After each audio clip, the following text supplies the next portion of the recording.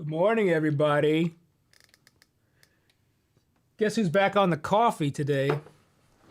Well, if you were here last stream, which was 2 weeks ago, I said I was off the caffeine for a little bit. And I'm experimenting. I have a half-calf mushroom coffee just to give me a little perk up. We'll see. I don't want to make it a habit again, but that's what I'm drinking. What are you guys drinking? What time is it where you are, and where are you? That's how we do it. When we start the stream, you got to chime in where you're coming from. How's the weather? Some people already know this, like Chris R, 530. Good morning from very windy Southern California. He knows the dealio. Balmy 60 degrees in Chicago for Mr. Anderson, 59. I got my special iPad again so I can see the chat better. And I'm just noticing, I'm trying to figure out these crowns with the number 1 and number 2. Do you guys see this on your chat? I don't know if you guys see it on your end, but I see it, and it's, top fans, I guess, according to how much you comment or something. I don't know. Because it changes. I guess Paul Leonard Ewing was here first, so I assumed that he was number 1 because he was the first person, but maybe if you're the first person, you start out as number 1, but now it seems to be Song Kid is number 1. I don't know how it works. If it's, you guys earn points, I guess? Like Song Kid number 1, 75 XP. I don't know what that means. But congratulations. Philippines. Ako si Gino. Okay. Kumusta? Well, what time is it there? Gosh, it's got to be evening, right? Lawrence Petros is here. Let me go to the start. Thank you, Paul Leonard Ewing, for being first in the chat and for your kind words. Good morning, Chris R. Mark's Gas Station. Magma McCollum's here. Woot I Am, Florida. How's the weather there? Song Kid. Chris Quinn. You hope this becomes a thing. It was a thing for years, right, guys? And then for like a year, it hasn't been a thing. So I'm trying to get consistent. It's 7 a.m. here. I got up at 6 a.m. here on the West Coast. So it's a lot different than when I lived in Central Time. So Chris Quinn. All right, let's go. Let's go here. We got Maine, Foggy, Joe, Abel or Abel, India, 8:36 p.m. Wow. Really? That's insane. That makes sense. My sister is in Spain. My sister and husband and niece are all in Spain. So I haven't tried to call them yet. Mark's Gas Station is in sunny Clearwater. I used to live in St. Pete for like 6 months. Okay, North Georgia, Matt. Potsy Who 25. How have you been liking this amplifier? This is my main. This is my number 1 right now. It just does. It's the perfect pedal platform amp. Obviously, it sounds great when you crank it, but like I have it set to where it just sounds great with all the pedals. Steve Perry's here. My old friend, the Perrys. It's not the Steve Perry that you think it is. Chris Quinn, rainy Seattle. How's PDX? It's great. It's probably not as rainy here yet. Actually, no, I don't think it's supposed to rain here today. Joe's in Maine. Yep. My coffee is Dirt Cheap Robusta. Paul, nice. Lemon Eyes in New Zealand. I think you might be the furthest away. Well, I guess you and my friend in the Philippines might be tied. 4 a.m. Really? 4 a.m.? 4 a.m. on Sunday morning. You are in the future. Future man. Chris, I don't know if I'm going to do this every weekend. I know there's going to be a time where I'm going to miss a Saturday. I'll try to do it. I know that we all enjoy the Saturday mornings, our cartoon substitutes, Saturday morning cartoon substitute. for adults that like to play guitar and talk about guitar. Let's see.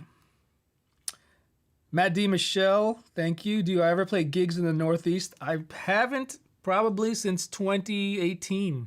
I think was the last time. 2018 was kind of like my last year of touring and gigging. But I mean, I used to play there. You know, I used to play in Boston and upstate New York. I mean, I've done gigs all on the Atlantic coast. Yes. Delaware, raining in Delaware. Craig Caulfield. I know I've been to Delaware. I just can't remember what the gig was or who it was with. I think I've been to all 50 states except for like maybe Montana. I don't think I have to look at my. If I played Montana, it would have been for some sort of country thing, but I can't remember being in Montana.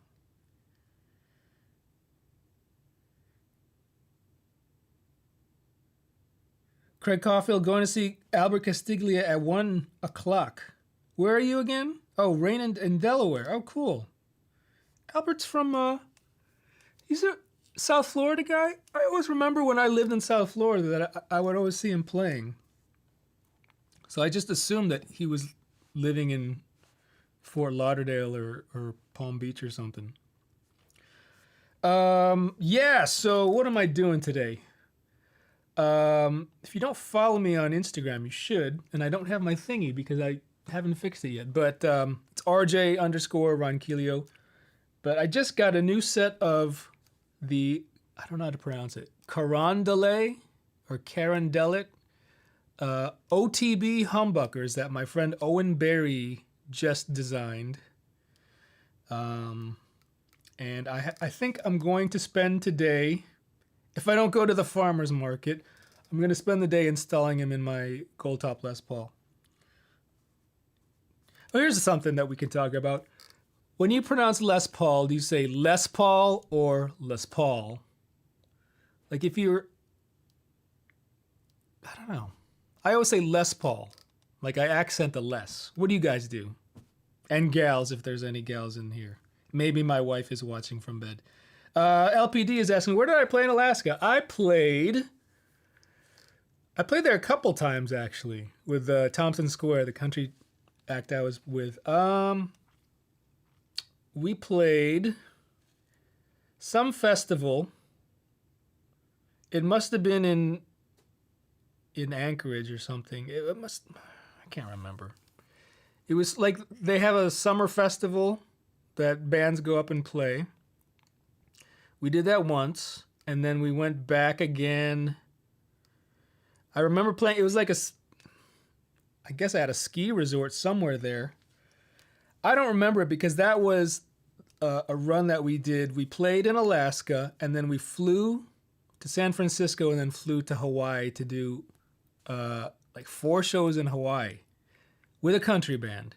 It was awesome, but I was so exhausted from that one day of flying. It was a full day of flying that it kind of ruined the whole trip for me, and I ended up getting I had a panic, like an anxiety attack because of lack of rest, and then I had, after that run, I think I had some sort of adrenal fatigue issue that messed me up for the next couple months. But yeah, I will always remember that run. Craig Caulfield, Rams Head, yes. Wait, that's in oh, he's playing in Rams Head, and I played there. I played there with Judith Hill in 2013. Yeah. And I remember I used my PRS because there were some PRS people that were coming to the show because it's right down the street. That's a fun venue. A lot of great acts go there. Here in Portland, it's PDX Jazz Fest week. It started on Thursday and it runs through next weekend. And this week, I think Thursday, hopefully going to go see Bill Frisell and Charlie Hunter. and somebody else, I think. They're playing Thursday night, and then Charlie's got 2 shows on Friday. Charlie Hunter's got 2 shows Friday at another venue, just like a headlining shows. I believe tonight, and these are, from my understanding, this is my first year in Portland, so it's my first PDX Jazz Fest, but they're all at different venues that are kind of sponsored by the festival. But tonight, I believe it's Mono Neon, excellent bass player, and Mohini Day. So it must be like a bass night or something. Okay, back to the chat, because I'm really trying to concentrate on getting to everyone's questions and seeing everyone, because I have a bad habit of just skipping over a lot of stuff. Chris separates the two, going back to how we pronounce Les Paul. Lemon Eye says Les Paul, Le Paul. Any French people? 2 words, both solid emphasis. Lawrence, Petros. Les Paul. The less because I'm not a weirdo. I pronounce Les Paul as out of tune or broken neck. Yeah, my brother lived in Fairbanks for a while. No one played there except the comedian Sinbad. It's funny. When I lived in South Florida, I used to play in a cover band in Fort Lauderdale. So if I have Matt McCollum knows about this because he's a South Florida guy. But I used to play at Murphy's Law at the Hard Rock, Seminole Hard Rock in Hollywood. And so Murphy's Law was right across the street, right across the walkway from the comedy club. I forget what it was called, if someone remembers. But when we would play until like 3 a.m. or 2 a.m. So the comedians would always come over after their set and just hang out or whatever before they went to their hotel room. But I remember Sinbad came out one night. And I can't remember if he like sang a song with us, but I know he took pictures with us. This was like early 2000s. Dennis Rodman would always show up randomly. He would always get up on stage. This is the story with Dennis Rodman in our cover band. He would periodically come when we were playing, the big scene, big crowd around him. And he would always get up on stage and ask us to play Better Man by Pearl Jam. And he would always get up on stage and he would have the mic, but he didn't know the lyrics except for the chorus. So like the verses he wouldn't sing. He would make the crowd sing or someone else sing. But then as soon as the chorus kicked in, like he didn't even know the entire chorus. He just knew the "Can't Find a Better Man" part. So whatever Rodman wants to do, I guess. Okay. Rico B, I should probably highlight everyone's things that I'm referring to, right? Yeah, let's do this. Rico B, how's Oregon? You missing Nashville at all? Oregon's awesome. We love it. Not missing Nashville, although I do have to go back in a couple weeks to take care of some business. Like I said, I go back and forth now and then. Hopefully after this month or next month, I won't need to go back as often, but I don't miss it just because I'm there still kind of frequently. Matt McCollum, was it the Improv? I guess it was. I don't remember it being like an improv, but maybe it was. Because improv is like a big comedy, was it? Or was it like a laugh factory? Maybe it was the Improv. Let's see here. Let's see. 10 Bender saw Bill Frisell last Monday. Where at? Was he in, he was in LA, wasn't he? I don't know. A 10 bender? I can't see. Is that you, Tavo? I don't have my glasses. Let's see here. Great question. And I'll play guitar in a little bit. Hold on. All right. I'm going to take the iPad off. Just concentrate on my screen and the lens. Is Nashville oversaturated with musos? Well, there's definitely a lot of musicians. Would I call them musos? Like New York City musos? It's not the same breed, definitely. It's definitely a lot of musicians there. A lot of great musicians, a lot of not so great musicians. So you might think that it's oversaturated with, a lot of guitar players and everything, but I think it evens out because there's so much opportunity and so many gigs that you can do. You can play covers on Broadway. You can do, opening up. You can do tours with like openers, headline tours. Obviously, you can do recording sessions. There's a lot of people that just do YouTube there, content creation, TikTok. I have a friend. You may have seen her, but I won't name names, but she's big on TikTok and Instagram. And she, at least when I used to see her around town, would just be like in random places filming. She would bring her setup with I guess she had her tripod. I don't think she had a ring light outdoors, but her tripod, her phone, and then like probably like a little positive grid amp or something, and just like make content. She's making an amazing living doing that.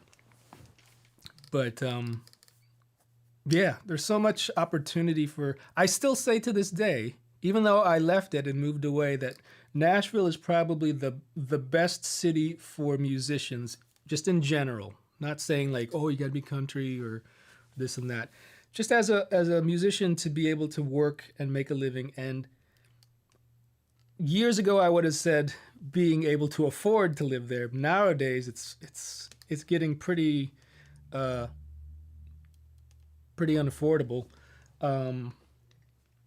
It's pretty expensive, but everywhere is pretty much.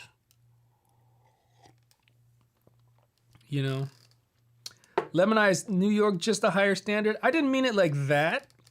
I meant like when I think of musos, I think of not music snobs, but just like more serious musicians that might be, even to a fault, a little too into music or too serious about it, Nashville is just it's just a good place for musicians, I think. That being said, if you ask me why I left, it's a great place for musicians. Anything else besides that, it's not so great. So, and being a musician is not 100% my life. So, let's see here. Nashville Heat Waves. Is that a new sports team, or is this are you asking if I hate the Nashville Heat? Yeah. I didn't like the Miami Heat Waves. Well, it wasn't even a heat wave. That's just like the normal Miami weather. So I guess I don't do too well with really hot weather. Although here in Portland, it can get over 100. I think when I was visiting last summer, it was definitely in the mid 90s for like a day or two. So, Michael Krause, nowadays you can't even afford a van down by the river. If you didn't know, I do have a camper van and I'm selling it.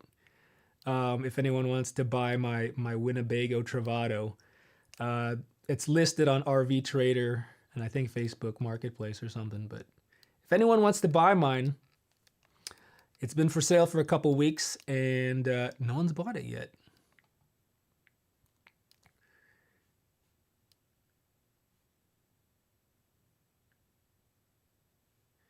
Roger Gual. Recently just heard a friend saying the film industry has been moving to Nashville because of unions and stuff. Um, I think they were long time. When that show Nashville came out, which would have been like, I don't know, 2012 ish, maybe. I don't know when it started, but when we moved, they were still filming it, and my wife was actually auditioning a lot for it, and it was great. But um, now they have Nashville 911, which I haven't seen, but I think it's probably just as. Actually, I don't know. I have some friends that were on it, but it's. I don't know if they're actually filming like Hollywood blockbusters in Nashville, but there was a healthy scene for TV years ago. Not so much, but there was a whole time in the South where like everyone was filming in Atlanta, and you've got Danny McBride in South Carolina. So there is a lot of shows that are still being filmed, but I think it was definitely bigger 10, 15 years ago. You had Walking Dead, you had Nashville. So I don't know if the film industry is moving there, but that's kind of cool. I mean, everyone's moving to Nashville. In-N-Out Burger moved their headquarters there. Starbucks, I heard, is I don't know if they're moving their headquarters there, but they're building offices there. It's all taxes,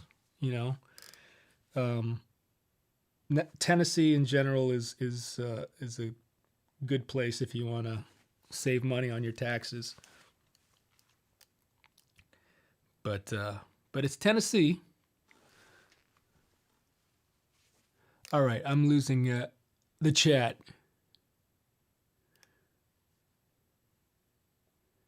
Mr. D34. Does it Doom? I'm thinking of getting one. What are we asking here? I feel like I missed the previous comment or question. I don't know what pedal you're talking about. Clarify and I'll get back to you. How about that? All right, I'm going to have to skip because it's moving a little bit fast. Oh, okay. Wrong Cup, Nashville Heatwaves is a YouTube channel. Yes.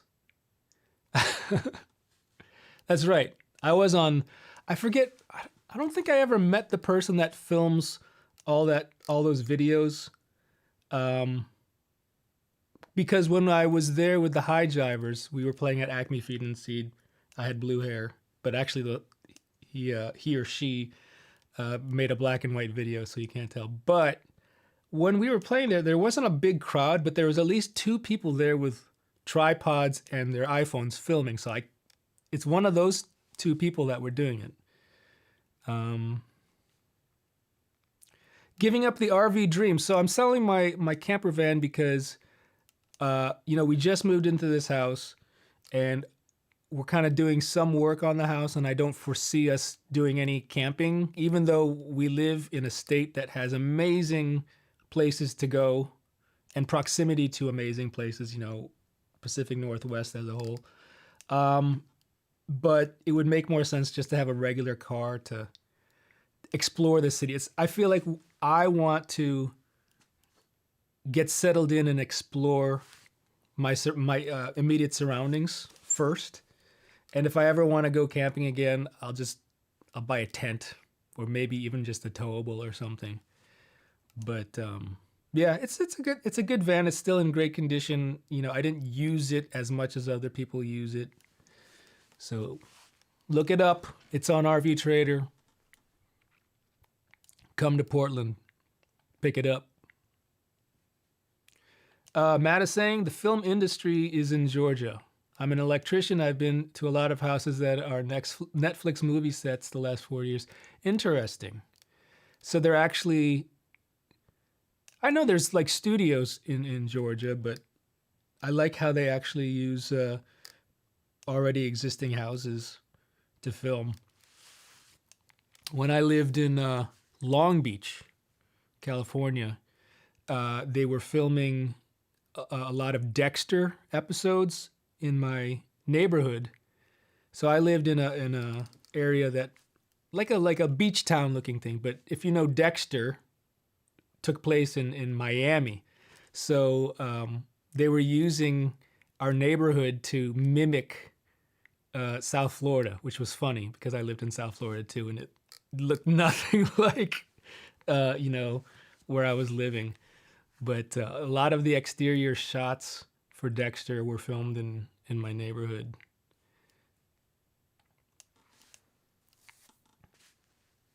Sturfy, I apologize if I'm going slow here. Saw you played the Westerland one pedal. What are your thoughts on it overall in hindsight? I still have it. It's a great sounding pedal. It's very high quality, well made. It's like boutique-y. I can't. It's very. It's more high end to me than a lot of regular overdrive pedals, I guess. The aesthetic, the way that it's built, and it's just a good sounding pedal.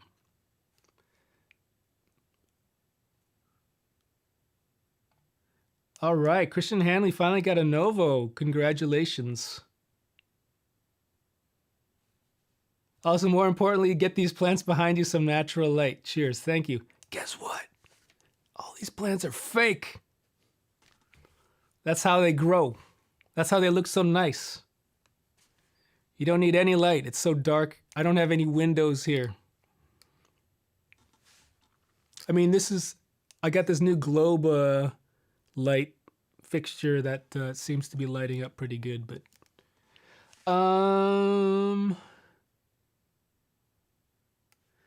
been following you since Rich Rankin told me. Rich is great. He and I were in a band together in the 80s. Amazing. Was that before he moved to LA, or was that back in his hometown? I just talked to Rich the other day. I'm ordering a new Tyler. Session solos, did you hear that? I'm ordering a new Tyler. My third Tyler. We need to catch up about my move to the left coast. Thank you for my new setup. It's more compact than my Nashville studio, which I kind of like. I intentionally didn't want to put stuff on the walls. I just wanted to keep it simple. I didn't want a tone henge of amps behind me like I used to have. So it's a little something different. It's my new vibe. It's my new aesthetic. I don't know. This light is an Aperture bar light. Brett Papa actually told me about these. Or Brett Papa's filmer, camera guy. And you can make them any color.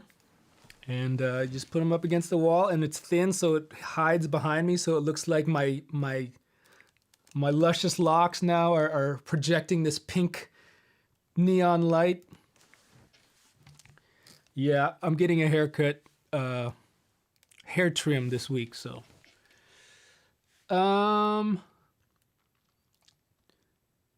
Thank you, Lee. I'd like to show you some cool underground music spots in Portland and Eugene. Yeah, I've got the skinny on a lot of venues that I haven't been to yet. And I'd like to visit more.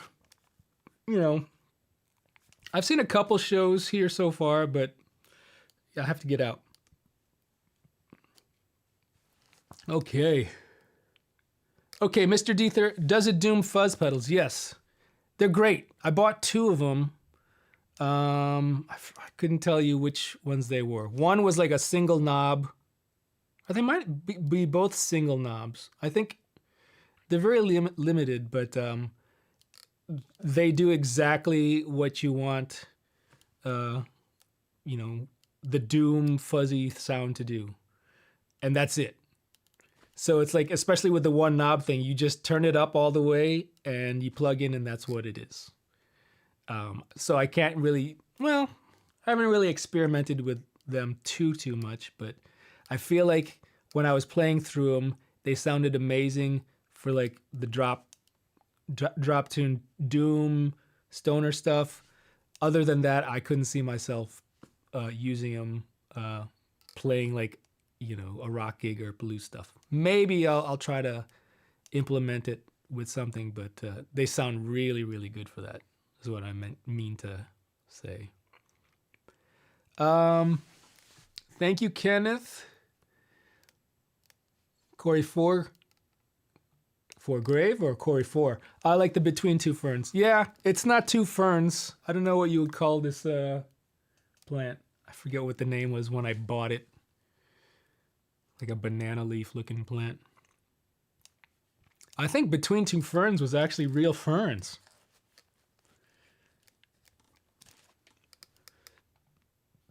Thank you, Kenneth. Love Oregon. Do I ever play a 12-string? Only on sessions. I don't play it. Well, okay, so when I first bought my Eastwood 12-string, I used to take it on gigs. In LA, I used to play this kind of jazz world music gig with a woman named Annie Trousseau. And we would play at Herb Alpert's Vibrato Grill, it was called, in Beverly Glen. And she would do some kind of cumbia, maybe salsa style songs, and I would bring out the 12-string to mimic like a cuatro, like a Cuban cuatro. And then I ended up playing it on her record for some stuff. So I did it, in that sense, but usually I only pull out the 12-string for recording sessions. The last time I did it was, so I worked on this kids cartoon called Bat Wheels, and there's a couple songs, one or two songs that were very Beatles-esque or Birdsy kind of stuff, and he wanted the 12-string, so that was like the last time. And I think I just used my Dan Electro. I have two 12-strings, an Eastwood semi-hollow that I demoed, and then the Dan Electro that I demoed. Hey, Josh. Good to see you. I know I'm so behind on this chat. Let me see how far. Okay. Let's see here. What gear have I sold since moving? Amps in particular. So before I moved, I took a bunch of amps to Carter Vintage. I took my Marshall Plexi that was modded by David Bray. That was a sad one because I used that amp a lot in gigging in Florida, and I just had no use for a 100-watt. Actually, yeah, I think I sold that one. I sold my other 100-watt, which was a Sir PT100. So no 100-watt amps here anymore. Close to 100 watts, but not full 100 watts. I had a Vox AC5 that I think I sold to high voltage.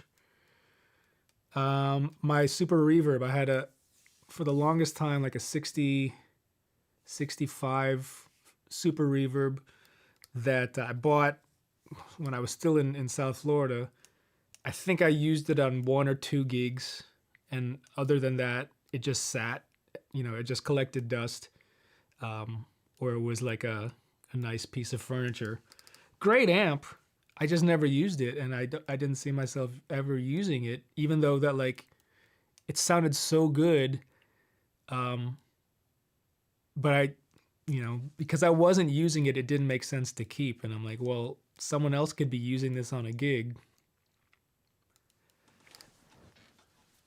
So yeah, I sold some good amps, but then I just got this one. I'm trying to keep all the stuff that I need. I'm trying to really tame down the herd, and I got a lot of pedals that I'll probably be selling soon. So be on the lookout for that. Okay, who is this? A Trip Through the Mind. What's good, RJ? I remember you from the Miami scene. You got to tell me your name, because I can't tell. I know I'll recognize you. If you remember me, then we need to reconnect. Matt McCallum, yes, the Sabathi. I think that's the one of the ones I bought. Mr. D34, the new Tyler. It's a secret. I'll let you guys know.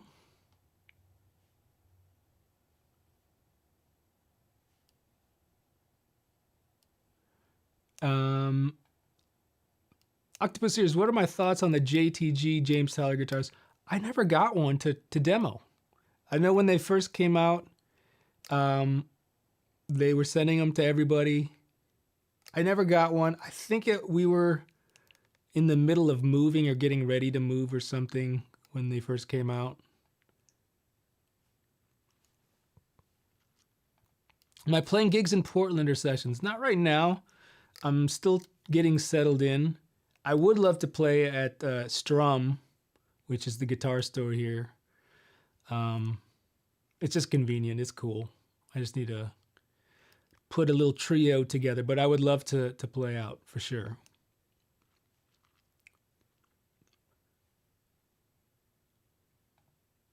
Mike Wentworth, good to see you.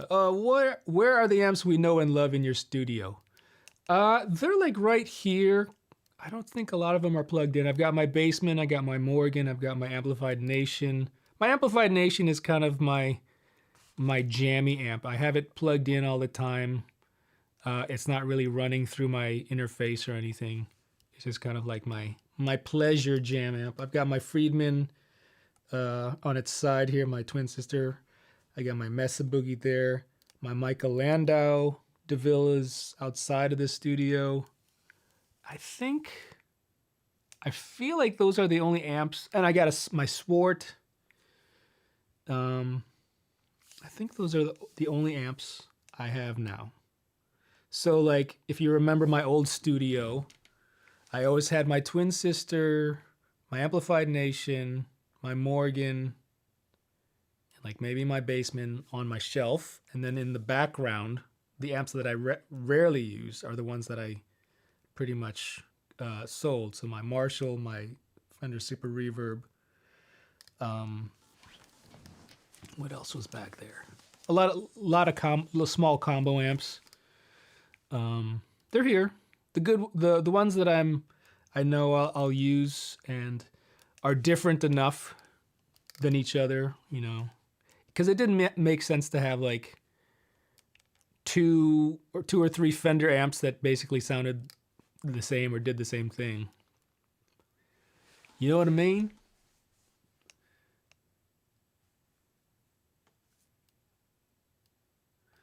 Great Vizzini, inconceivable. Yeah, I am already here in Oregon, so we moved last year.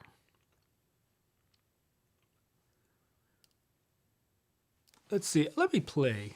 Why no 100-watt amps? Well, I do love a 100-watt amp, mostly because of the headroom. It just didn't make sense to have them right now, just because I wasn't playing out, and it just didn't make sense. I think a 50-watt amp for what I do is plenty. If I were going to play gigs, even if it was small club gigs or something, I would still take a 100-watt amp just to have the fullness and the headroom. Yeah, everyone go follow Session Solos. He interviews all the cool people. Not talking about me, but like Dan Huff and Tim Pierce and all those guys. Good stuff. And a great guitar builder too. Most underrated guitar builder right now. From my experience, I think RS Guitar Works doesn't get enough love because I don't know what happened. The last time I heard, or the last stuff I heard, you know, I think their workshop might have gotten flooded or something, and they lost a lot of parts and everything, and they were just trying to get back on their feet. But like every guitar that I demoed in the past from RS Guitar Works, and I have, if you remember the upside down Strat, the twisted Strat, they're amazing guitars. And I think they're in Kentucky. right? I don't think they get enough attention. And I think I hope they're still making guitars, but because they're so great. But I think Marty Stewart and Kenny were have like signature Telecasters from them. I don't know. You guys heard of RS Guitar Works? Do I prefer smaller amps? Have you told me your name yet? I'm trying to figure out who you are. Do I prefer smaller amps? Not particularly. I mean, maybe for like just home jamming, but like my sweet spot of amplifiers is like 20 to 50. I would say more like 35 is kind of my sweet spot, 35 to 50. How about a 100 million watt amp? I did play an 800 watt amp. That was an experience. So Chris Benson, built the Babylon amp for the folks at Reverb, and he showed it off at not NAMM, but was it at NAMM? It was at Woodwired Volts during the NAMM show, but I got to play it at the shop before he took off to NAMM, and that's a lot. It's a lot of volume, a lot of air being pushed. 7 cabs. If I had to this is a great question. Thank you, Lawrence. If I had to compare this Benson to something classic, what would it be? It's depending on where you set the tone stack. The tone stack or the tone knobs are, I think, what the amp is all about because it's so different than a Fender. So this is a Fender style circuit. If I were to compare it, it can sound like a Deluxe. It can sound like a Vox. It can sound, depending on where you set it. You can make it sound like a Vox style amp. You can make it sound like a blackface Fender, a brownface Fender. It's really cool. So it kind of lives in there. You can kind of coax a little bit of a like Marshall JTM-y sounds if you really dial it in. I mean, I don't have my... Shall we see? What do you want to hear? What kind of guitar do you want to hear? Get on the... I'll give you like a quick demo of the amp.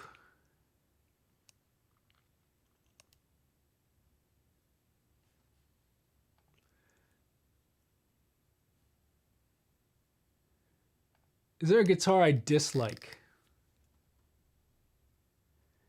I used to be Rickenbacker's just because it wasn't enjoyable to play when I played one. You don't see a lot of people playing Rickenbacker's unless they're just playing chords, right? Or just, rhythm style playing. Do we know any? Name some, I don't know, maybe I can't think right now, but name some Rickenbacker players off the top of your head that aren't like John Lennon or Susanna Hoffs or, the Smithereens. That was just off the top of my head. Let's see here.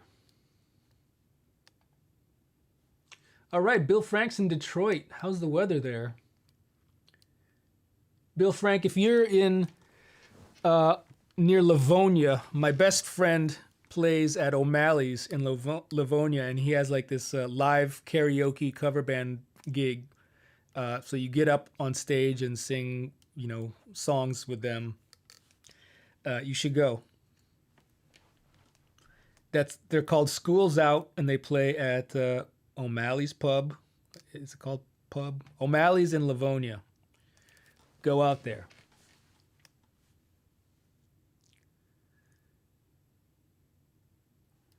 Mac McDonald, the greatest blues player right up. Man, you're my favorite. If you guys don't know Mac McDonald, go follow him on all the socials. Okay. Finally, Jeffrey, friends with Aaron Lee of Square Egg, Brooklyn Red. Jeffrey, did we... Well, obviously we know each other somehow. I'm trying to remember. What did you play? What's your last name? Well, don't tell me your last name if you don't want to.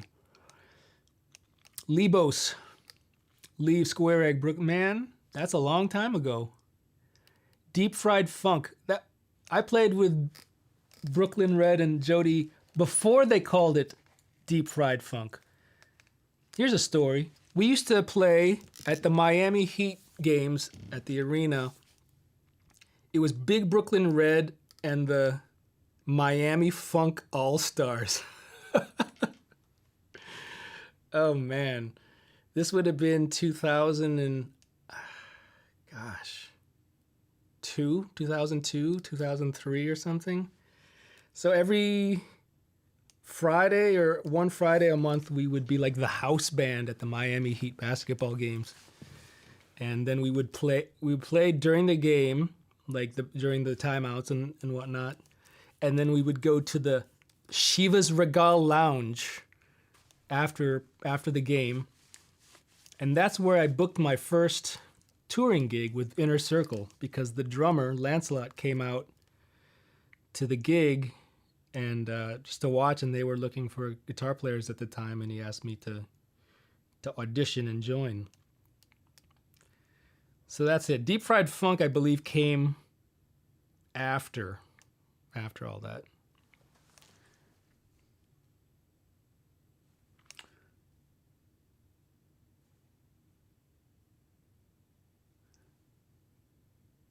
Chris 530. Let's see here. I'm learning to change major minor pentatonic shapes with the passing chords of the progression with a single area of the fretboard and focusing on the triads. Okay, that's good. But I saw something recently saying not to focus on that and instead to focus on the full 7-note major scale and learn the triads within the one scale. Okay, I'm confused now. It's too early for this question. What is better in the long term? What's better is learning kind of a little bit of everything. If you're asking how I think about the fretboard when I'm playing and stuff, let's plug in.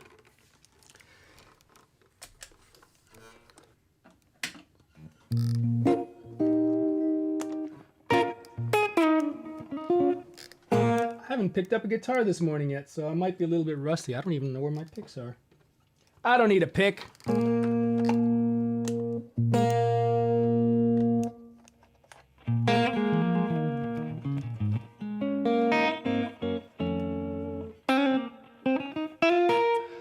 So you're asking focus on either the whole major scale and learn triads within that scale, or honestly both.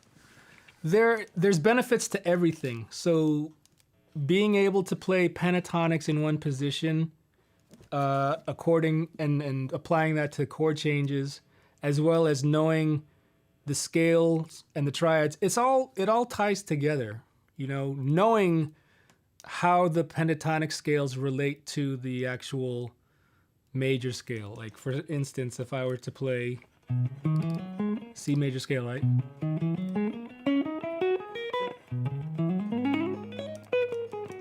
And then playing in that position, like a major pentatonic, knowing what, root, second, third, 5, 6, kind of seeing the pentatonic scale within the major scale. So let's get a little bit muso, as it were. So if I were to, can I zoom? Let's see if my zoom works. Oh, look at that! Okay, really quickly. So if I did this position, C major scale.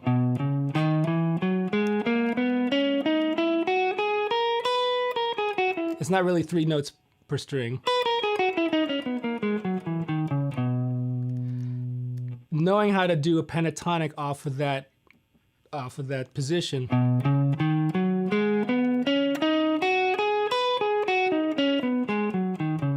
can really see what notes to keep and what notes to leave out. That's always beneficial. As far as triads go, I mean, knowing where all the triads are, inversions, is always beneficial, because once you know where everything is, then you can connect it. It's like a map. You can find common notes.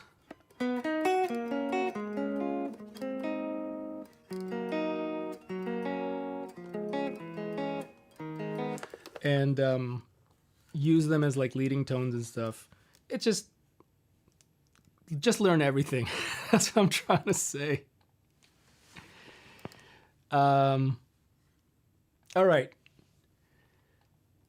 Jeffrey was in a band called Affiliated Soul Team and Remedy. Remedy sounds very familiar. Yeah, we used to play at Jazz It a lot, which was like my main kind of bread and butter.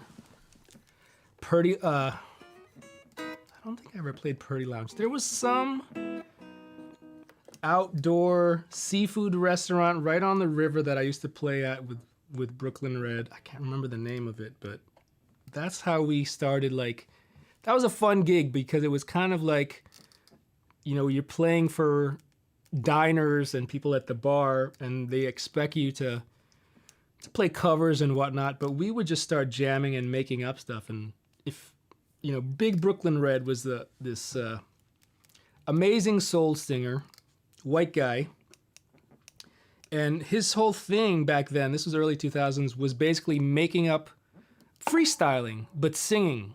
So he would just make up songs and melodies, lyrics right on the spot, and that was his whole thing.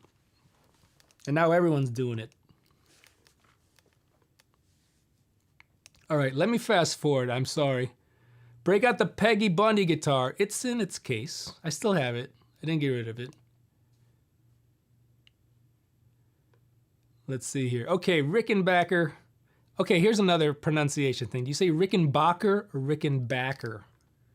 Because I think if you're from Europe, you would say Rickenbacker. We got Kurt Ballou, Tom Petty, Mike Campbell. Yeah, I guess I would associate him with Rickenbacker. Ian Thornley from Big Wreck uses a Rick. I don't think I've ever seen him with a Rick. Peter Buck, yes. Birds. Lemmy, yeah.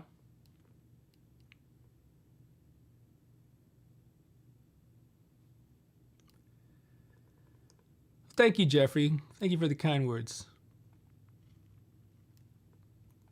Mac McDonald, don't forget, follow him. I'm going to have to run pretty soon. I forget. I can only do hours in the morning. Okay, questions. Ryan Hall, good to see you. How's the weather in Tennessee, my man? All right. 65 Princeton reissue or deluxe reverb? You know, I've always been more a deluxe reverb person over a Princeton. Maybe I haven't sat with a Princeton long enough. I know everyone that loves Princetons. I borrowed a friend's Princeton for a session one time, and maybe it was because it was kind of broken. I think it needed a new tube or something, but it wasn't working right, and that kind of probably left a bad taste in my mouth with Princetons. But then I have some amps that are very Princeton influenced, so my mouse. I hope I didn't cancel. Oh gosh, my screen went blank all of a sudden. I would say deluxe reverb. Angus is here.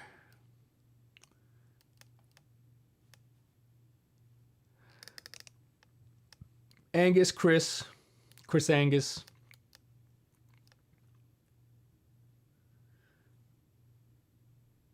Where in the world? Where are you on tour, Angus? Can't remember if you're traveling.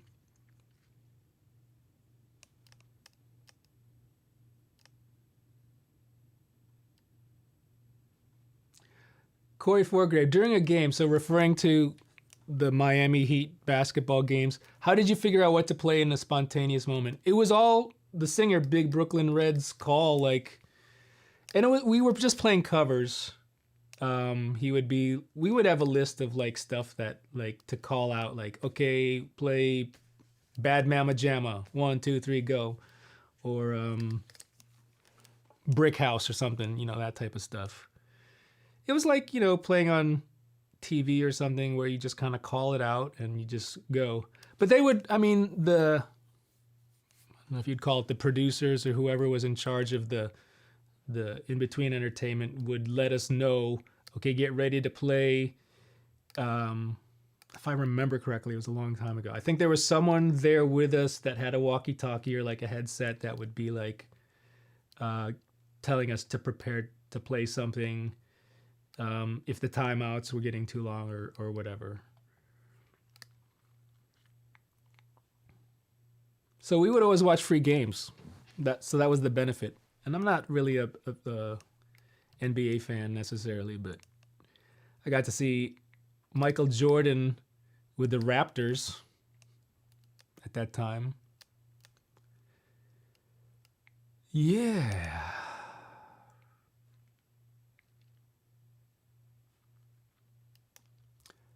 Have I ever met Derek Trucks or Warren Haynes? No, I haven't. Have I? I don't think so. I think I need to.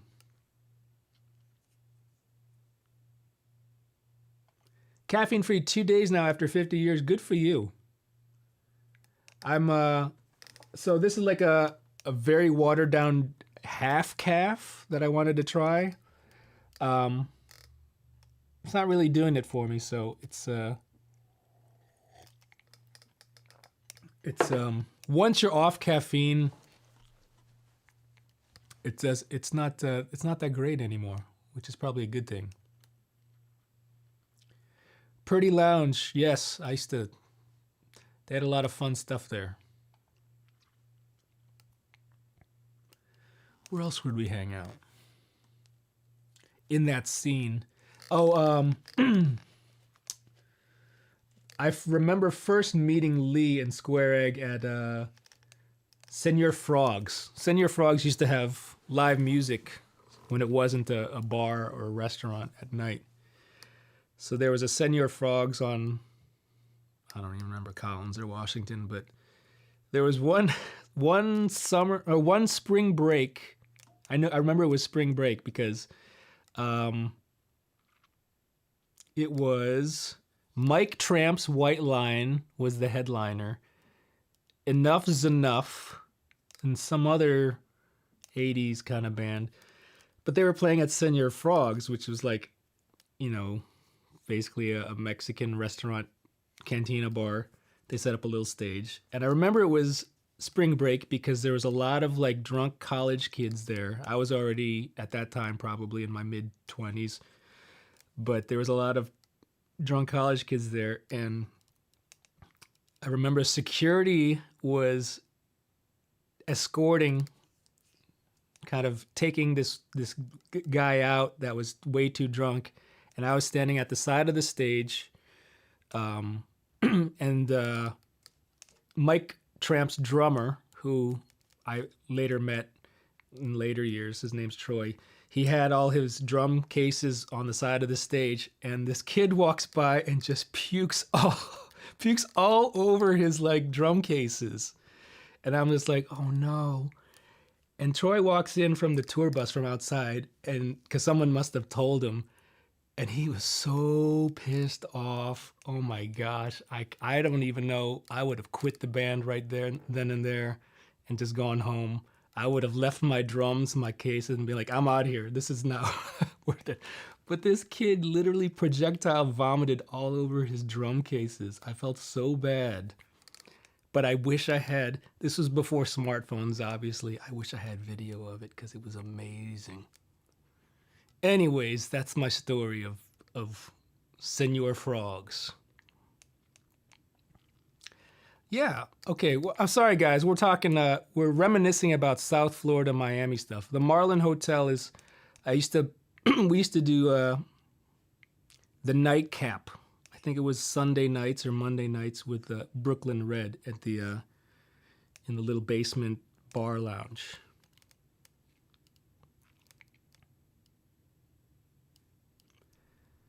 Yeah, the Marlin Hotel. They also had South Beach recording studio. It's wherever one of the Lord Alge brothers used to work at this studio, and the Neptunes would come in, and I think it wasn't Sobe, it was like South Beach Recording or something. South Beach Studios, maybe. Anyways, I will answer a couple more questions. Matt Bradford is here. Just when I'm about to leave. Good to see you. Matt Bradford, if you don't follow Matt Bradford, amazing. Slide.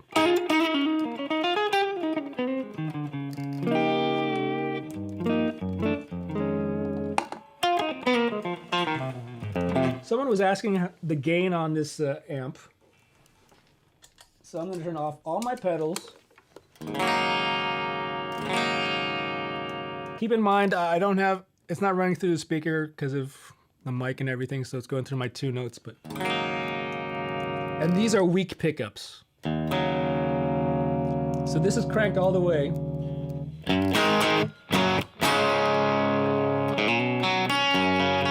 With humbuckers, this thing would be screaming, but with this bridge pickup is super, super weak.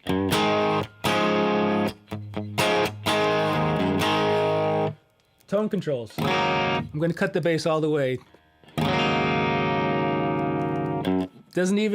It doesn't like cut the bass like you would think, where it just turns into treble, right? It almost gets a little voxy.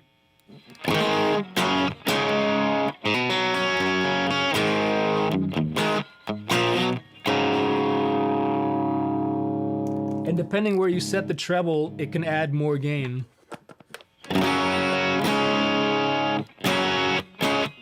And you're also getting some of my vocal mic, obviously.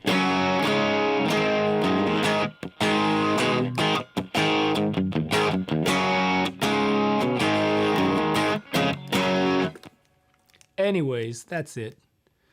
All right, guys and gals, if there's gals. What am I going to do this weekend? I'm going to install some Carondelet humbuckers into my Les Paul. Les Paul. I did a whole bunch of demos. I don't know if I can show this. So, oh yeah, they already released it. So I just filmed a video for this new Crybaby 535 reissue. This is a reissue of the 90s, the 1999 specifically, 535. Not Q, there's no Q control, but it's a 6-position switch. I'm really excited about the demo for this. It came out really good. And what else? I got some, the Quilter, is it the Elevate? I'm going to be demoing that pretty soon. Matt Bradford, did I click on this? I don't remember clicking on this. When I get a new song, what is my approach to learning it? Obviously, this is contextual. Some are easier than others, but you get something moderately complex. Well, how do I approach learning it? It's always been my same thing where I listen to it. Even before I pick up a guitar, I will listen to it over and over again. I might listen to it falling asleep. I might listen to it in the car or something. I just listen to it as much as possible just to get the structure in my head so I know, where things go, if it's a verse, chorus, bridge type of situation, or if it's an instrumental thing, just kind of figuring out. And maybe even like as an ear training thing, just doing the changes in my head, like, okay, this is the 1 5, 6, whatever, and just knowing, without even knowing what the key is, just knowing, just hearing how the changes go. And that's kind of like a strategy for a lot of Nashville stuff. You know, when you're writing out the Nashville number system, which is probably the reason for the number system, you don't need to know the key necessarily, but you need to know the relationship between the chords. So you need to be able to hear the 5 chord as it relates to, you know, the 1 and the 6 minors and all that stuff.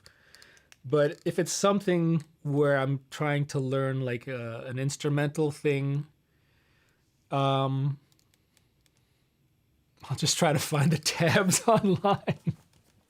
Seriously, there were times where, so like if I had to, when I was subbing for, let's say, Stone Sour or the Corey Taylor stuff, where there was a lot of riffs that you couldn't really hear on the recording because they were so either muddy or drop tuned or distorted, you couldn't really make out what they were playing. I would straight up go to YouTube or find the tabs online and see what other people were doing, and then I would kind of figure out for myself whether or not that was right or not. Luckily, I would show up to rehearsals and the other guitar player would show me if it was right or not. And sometimes they were totally wrong. He said, like, it's actually this. This is what Jim Root was playing. And so a lot of those tabs or a lot of those YouTubers had the riffs wrong because they were probably hearing it wrong. But, you know, so was I. So, but yeah, I have no problem. I haven't asked does ChatGPT, if you say like, here's a song, will you tab it out for me? I'm going to try that. They'll probably just like search for tabs online. Anyways, I think that's my signal to go. You guys, thank you for joining me this morning. I hope I make it through the day. Enjoy the rest of your weekend. Wherever you guys are, enjoy the weather. I'll have some more videos out for you. Next week, for sure. Do I have my Sus Marios? I don't think I do. No, I don't. I don't have my my little going away stuff. I need to really update my streaming show. So maybe I'll do that this weekend. Oh, I got to do my taxes too.